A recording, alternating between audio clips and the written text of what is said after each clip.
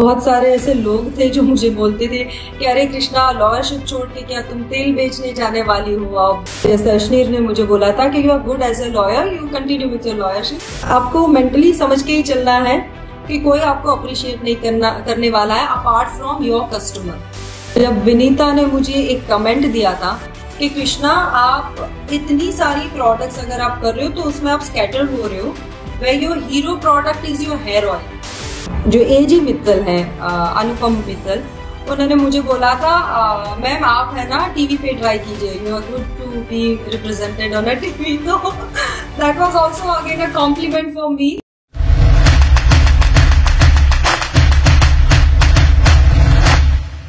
Hello guys and welcome back to the channel. दोस्तों, आज हमारे साथ है मॉम्स थेरेपी कंपनी की owner Krishna Vora ma'am.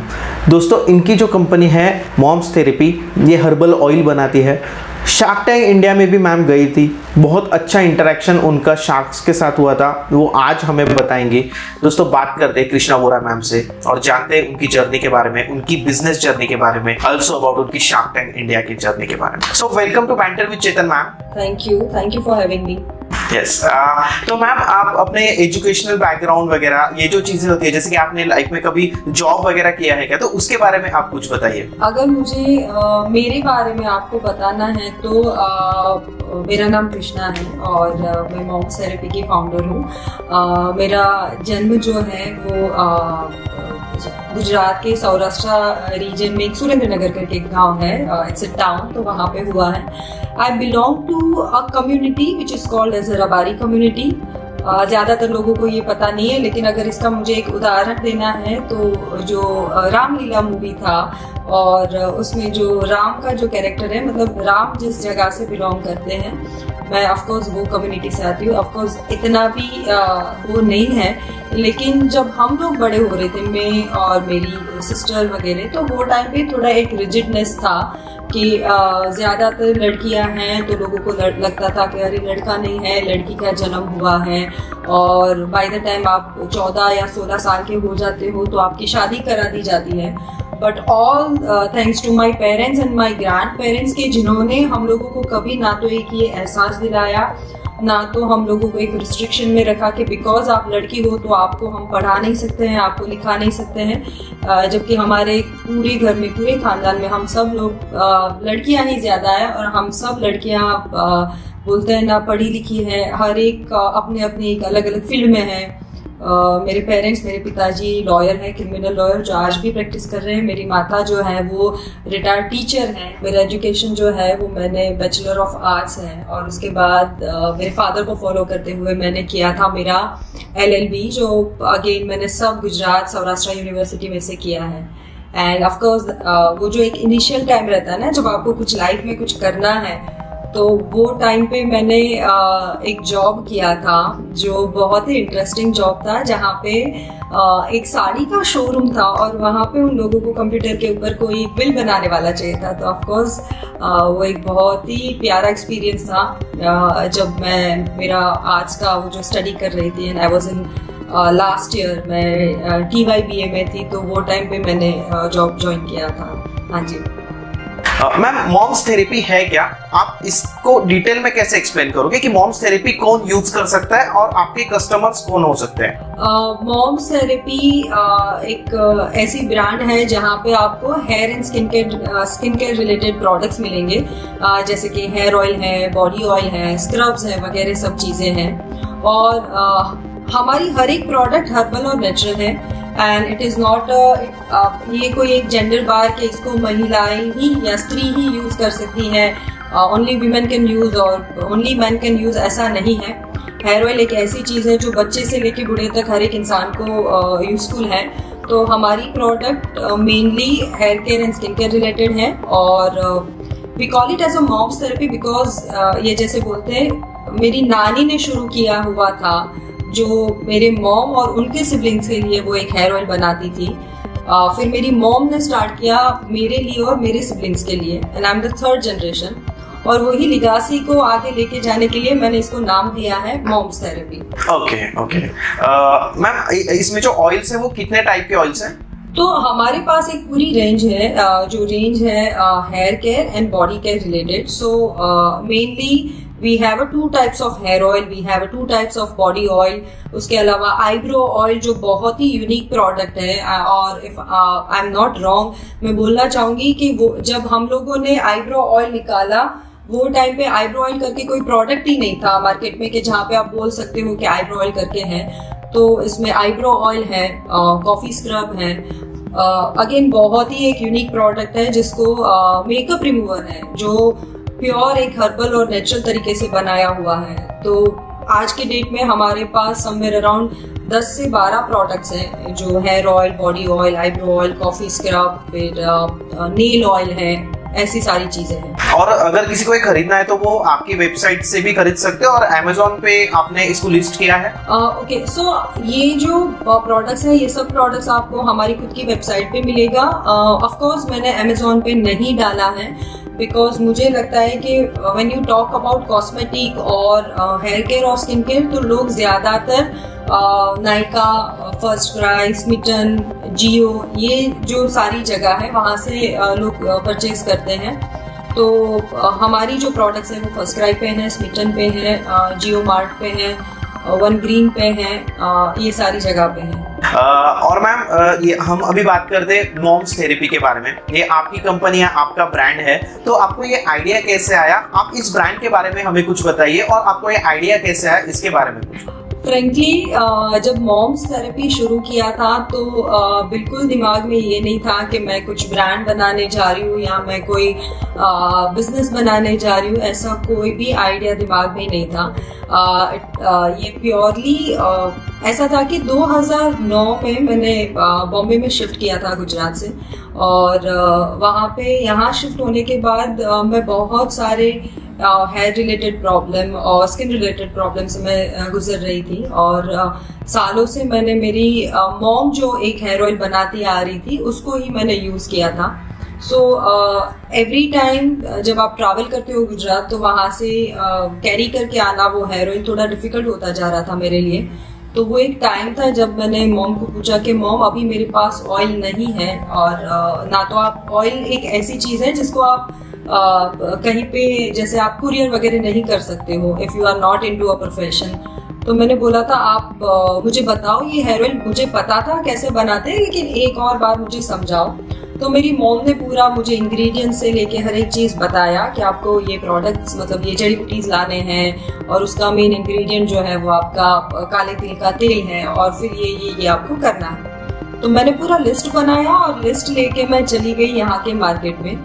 And to my surprise जब मैं यहाँ के मार्केट में गई तो पीपल मतलब यहाँ के लोगों को तिल के तेल का पता था लेकिन काले तिल के तेल का बिल्कुल नॉलेज नहीं था. तो तब जाके मुझे एक आइडिया आया कि आपके पास अगर कुछ नॉलेज है, अगर आपको कुछ चीजें आती हैं which is pure herbal and natural, तो क्यों ना वो लोगों तक लेके जाए. तो वैसे कर करके मैंने पहले तो अपने खुद के लिए वो हेयर ऑयल बनाना शुरू किया, मेरे लिए, मेरे इन-लॉज के लिए. और gradually friends and family friends और वो सब लोग यूज करने लगे और वहां से बहुत अच्छा एक फीडबैक आना शुरू हुआ. और वही टाइम पे मेरी एक जो सिस्टर इन लॉ है वो यूएस में रहती है तो शी विजिटेड अस. तो देन शी टोल्ड मी कि कृष्णा आपको पता है कि Ayurveda is going to be like a boom in near future, तो आप क्यों ना उसको आगे लेके जाओ एज अ ब्रांड. एब्सोल्युटली. लेकिन वो टाइम पे अगर मैं आपको बताऊं तो वो टाइम पे मैं एक सक्सेसफुल लॉयर थी और मैं गुजरात हाई कोर्ट में प्रैक्टिस कर रही थी. मेरे फादर को ज्वाइन किया था और उसके बाद मैं बॉम्बे हाई कोर्ट में प्रैक्टिस कर रही थी. तो वो टाइम पे ऐसी कोई चीज आना दिमाग में वॉज लाइक कि अरे ठीक है ना करते हैं देखते हैं टाइप. क्योंकि जब आप एक प्रोफेशन में से आप कोई बिजनेस शुरू करते हैं तो it's a drastic change, it's not easy. तो मैंने एक हॉबी के तौर पे एक्चुअली इसको शुरू किया था. और मेरे कोई कजिन थे, उन्होंने आइडिया दिया कि कृष्णा एक फार्मर्स मार्केट करके होता है, वहां पे हम लोग ट्राई करते हैं. एंड आई स्टिल रिमेम्बर कि वो टाइम पे जो पूरब कोहली थे वो मेरे फर्स्ट कस्टमर थे फार्मर्स मार्केट पे. और ऐसे करके करके हम लोग यहाँ तक पहुंचे हैं। So that's how the mom's therapy started. Ma'am, जैसे आपने बोला कि आप एक लॉयर भी हो, तो अभी भी आप प्रैक्टिस करती हो या फिर अभी सिर्फ और सिर्फ आप ब्रांड के ऊपर कॉन्सेंट्रेट? फ्रेंकली मैं अभी प्रैक्टिस नहीं करती हूँ। I am 100% contributed towards my brand, but वो एक जो बोलते हैं ना, इतने सालों का जो नॉलेज है और इतने सालों का जो एक्सपीरियंस है उसको मुझे ऐसे ही नहीं जाने देना है। तो जब भी कोई भी लड़की है या कोई विमेन है जो कुछ प्रॉब्लम्स लेके आते हैं, तो ऑफ कोर्स मैं उनको गाइड करती हूँ और जो मैं करती रहूंगी जहाँ तक मेरे से होगा तब तक। ओके मैम, अभी हम अगर मॉम्स थेरेपी के बारे में बात करेंगे, एज अ ब्रांड हम इसको बात करेंगे, तो आप इसमें क्या बताओगे? आपको कौन से ऑब्स्टेकल आए, कौन से ऐसे मोमेंट थे आपके लिए जो कि आपको लगा कि यस कि आपने इसमें अचीव कर लिया है, तो वो चीजें आप क्या बताओगे ओवरऑल जर्नी मॉम्स थेरेपी? जैसे मैंने पहले बताया, ओवरऑल जर्नी एक बहुत ही इंटरेस्टिंग जर्नी रहती है। ऑफकोर्स आज जो देखते हैं लोगों को वही मॉम्स थेरेपी दिखाई देता है, एज ए फाउंडर मैं दिखाई देती हूँ, या फिर आपको समझ लो शार्क टैंक में गई हुई एक ब्रांड दिखाई देती है। बट उसके पीछे जो बहुत सारी मेहनत, बहुत सारे लोगों की मेहनत, और एज ए फाउंडर आप बहुत इन्वॉल्व हो जाते हो हर एक चीज में। तो of course journey is like a roller coaster ride, जो मैं ऑलवेज बोलती हूँ। It's not easy journey. Product बनाने से लेके प्रोडक्ट का पैकेजिंग को प्रोक्योर करना से लेके जड़ी बूटी से लेके हर एक चीज, जब आप कोई भी चीज स्टार्ट करते हो तो आप अकेले रहते हो जो कोई चीज को स्टार्ट करता है। मेरे लिए थोड़ा ज्यादा डिफिकल्ट था बिकॉज मैं कोई बिजनेस बैकग्राउंड से नहीं आती हूँ, तो मुझे बिजनेस समझने में और कैसे करते हैं उसके लिए एक तो टाइम लग गया। दूसरा there is always a critic with you. So बहुत सारे ऐसे लोग थे जो मुझे बोलते थे कि अरे कृष्णा, लॉयरशिप छोड़ के क्या तुम तेल बेचने जाने वाली हो अब? सो ऑफकोर्स वो एक चीज थी जो ऑलवेज लोग बोलते रहते थे। और ज्यादातर लोगों में ये रहता है कि इंस्टेड ऑफ पुशिंग समबडी, हम लोग आजकल क्या कहते हैं, वो बंदे को नीचे गिराएंगे कि भाई छोड़ दे, तेरे से नहीं होगा, ये तेरे बस का काम नहीं है, तू जो कर रहा है। जैसे अश्नीर ने मुझे बोला था कि you are good as a lawyer, you continue with your lawyership. So this is something I believe कि ये एक आपको मेंटली समझ के ही चलना है कि कोई आपको अप्रिशिएट नहीं करने वाला है apart from your customer. If you deliver a right product to right customer base, तो डेफिनेटली उसके अलावा जब तक आप एक सक्सेस की तरफ नहीं जाते, कोई आपको इसमें ना तो मदद करने वाला है, ना कोई आपको इसमें प्रेज करने वाला है। तो you just have to go through the system, और बहुत सारे हर्डल्स हैं। एग्जैक्टली मैम, आपकी अभी टीम कितने लोगों की है और कौन से डिपार्टमेंट में वो लोग काम करते हैं? So as of now we have a team of around more than 50-60 people, जहाँ पे मेरा जो मैन्युफैक्चरिंग यूनिट है जो गुजरात सुरेंद्रनगर में है, जहाँ से मैं बिलोंग करती हूँ, जो मेरा नेटिव प्लेस है, तो वहाँ पे अराउंड 40 लेडीज हैं जो वहाँ पे काम करते हैं। I don't call them as a worker, but they all are like, वो जो एक बोलते हैं ना, आर्टिस्ट हैं जो मेरी बहुत अच्छे से प्रोडक्ट्स बनाते हैं। तो वहाँ पे वो लेडीज हैं, और उसके अलावा I have a different team. जैसे एक हो गया जो टीम है वो पूरा मेरा क्या बोलते हैं, मार्केटिंग को संभालता है, दूसरा PR को संभालता है, तीसरा किसी और को। So around 60 people are there as of now in a team. Ma'am, अब आते हैं शार्क टैंक इंडिया की तरफ। आपका एक्सपीरियंस कैसा था शार्क टैंक इंडिया में?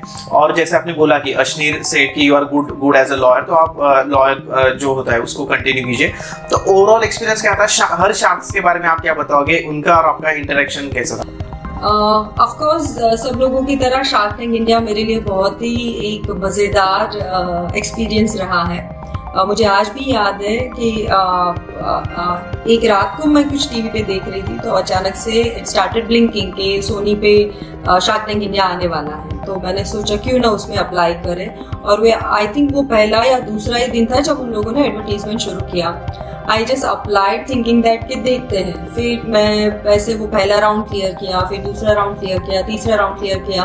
वैसे करते करते मैं लास्ट राउंड तक पहुंच गई, जिसको वो लोग स्टूडियो राउंड कहते हैं। एंड वो हम लोगों को 2 दिन का वो जो वहाँ पे बोलते कि आप कैसे प्रेजेंट करने वाले हो अपने आप को, और वो सब वहाँ पे करने के बाद मुझे आज भी याद है जब मैंने एंटर किया स्टेज पे, तो all were so nice, like from the Ashneer to everybody. Of course हर एक का अलग तरीका है बिजनेस को देखने का, और मुझे आज भी याद है कि सबसे ज्यादा अगर क्वेश्चन मुझे किसी ने पूछा था तो वो थी विनीता सिंह ने सबसे ज्यादा क्वेश्चनरीज किया था।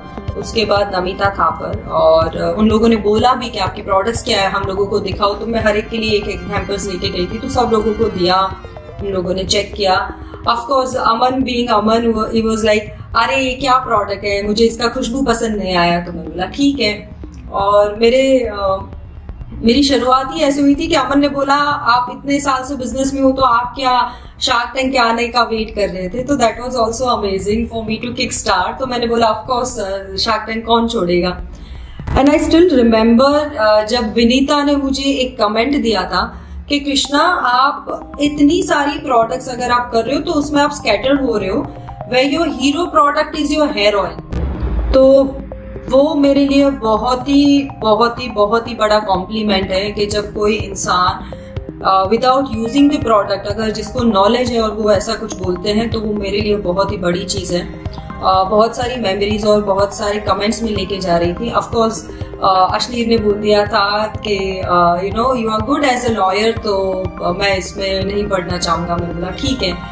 एंड जो एजी मित्तल है, अनुपम मित्तल, उन्होंने मुझे बोला था मैम आप है ना टीवी पे ट्राई कीजिए, you are good to be represented on a TV. तो that was also again a compliment for me, but experience बहुत ही अच्छा था, बहुत ही अच्छा।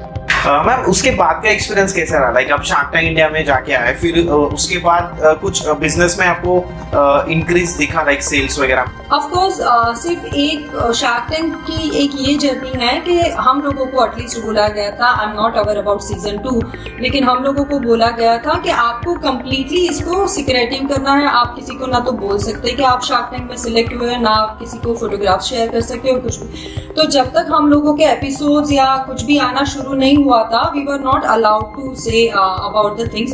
तो वो जो स्टार्टिंग के 7 महीने थे आपको ऐसे ही बैठना है। देन हर एक लोगों की तरह I was also expecting that my episode will come, but somehow मेरे एपिसोड नहीं आया। और मुझे आज भी याद है ऑन 5th और 6th of February last year मैं कहीं पे तो शादी में थी, और मेरे कम से कम around I got hundreds of messages and lots of calls कि are you on Shark Tank, you are on Shark Tank. तो मैंने बोला हाँ। और सबसे फनी चीज ये थी कि ना तो मेरे पास उसका कुछ सबूत था कि मैं लोगों को बोल फोटो था ना कुछ था करे। सो फिर मैंने लोगों को पूछा आपको कैसे पता चला, तो तब जाके मुझे बोला कि जो एग्जैक्टली 34 या 35 नंबर का जो एपिसोड है जहाँ पे पीयूष बंसल अपनी पिच देते हैं, just before that Namita Thapar एक पूरा बोलते हैं कि कितनी women entrepreneurs women founders came forward in a shark Tank India. तो उसमें एक मेरा 3 या 4 सेकंड का वो था। तो एक तो उसमें से ऑफकोर्स आपको पॉपुलैरिटी मिलती है, उसमें से ऑफकोर्स लोगों ने मॉम्स थेरेपी क्या है उसको फाइंड आउट करना, सर्च करना, रिसर्च करना शुरू कर दिया था। और ऑफकोर्स उसके बाद की जर्नी इज कम्प्लीटली डिफरेंट। तो बहुत ही फायदा हुआ है personally on professional life as well as on a commercial life, और बिजनेस में भी बहुत सारे चेंजेस आते हैं। करेक्ट। अगर मैम वो 3-4 सेकंड ने इतना चेंज कर दिया, तो अगर लाइक पूरा 10-15 मिनट का एपिसोड आपका आता था तो और बूम होता था बिजनेस में। मतलब हर किसी का हुआ है, जिनके एपिसोड आए हैं, जिनको फंडिंग भी नहीं मिली है, उनके भी बिजनेसेस आज बहुत ज्यादा अच्छा कर रहे हैं। उनका एसईओ करने की उनको अभी जरूरत नहीं, बिकॉज ऑलरेडी इतनी ट्रैफिक उनकी साइट पे आ जाती है कि वो एक मोमेंट होता है, तो वो एपिसोड में आना है वो और अच्छा हो जाता था। Absolutely right, because I was also looking forward कि मैं कुछ तो दिखा दूं। एंड एक्चुअली हम लोगों को सिर्फ 15 मिनट का एपिसोड दिखाया जाता है, जहाँ पे ओरिजिनली हम लोगों को कम से कम 1.5 से 2 घंटे तक ड्रिल किया जाता है। ऐसा नहीं है कि बस हाँ आपको जो दिखा दिया उतना ही है, नहीं ऐसा नहीं है। आपको फंडिंग मिली है कि आपको फंडिंग नहीं मिली है, हर एक इंसान को इतना ड्रिल किया ही जाता है। तो और आई वॉज रियली एक्सपेक्टिंग कि कुछ नहीं दिखाना है चलेगा, आप सिर्फ इतना दिखा दो जहाँ पे वो एटलीस्ट दिखाए कि नमिता बोल रही है कि you have a hero product and your hero is your hero product. Ma'am, आपका शार्क टैंक इंडिया का अब तक का फेवरेट पिच कौन सा था? आई थिंक हर एक इंसान अपने आप को एक डिफरेंट तरीके से उन लोगों ने वहां पे प्रेजेंट किया है, तो मैं ज्यादा तो किसी को नहीं वो कर पाऊंगी, बट एक जो था जो मुझे पर्सनली बहुत इंस्पायर किया, there was a girl who is hardly 15 या 14-16 ईयर ओल्ड, और उसने जो अपना पिच दिया था अबाउट दी क्या बोलते हैं सम एप्लीकेशन के जहाँ पे बच्चों को बुली किया जाता है, तो मोर देन हर वर्क आप 14 साल की उम्र में अपने आप को एक रिप्रेजेंट करना ही बहुत बड़ी चीज है, तो उसने ऑफ कोर्स मेरे को बहुत इंस्पायर किया है। हाँ मैम, मॉम्स थेरेपी को अगले 5 सालों में आप कहाँ पे देखते हो?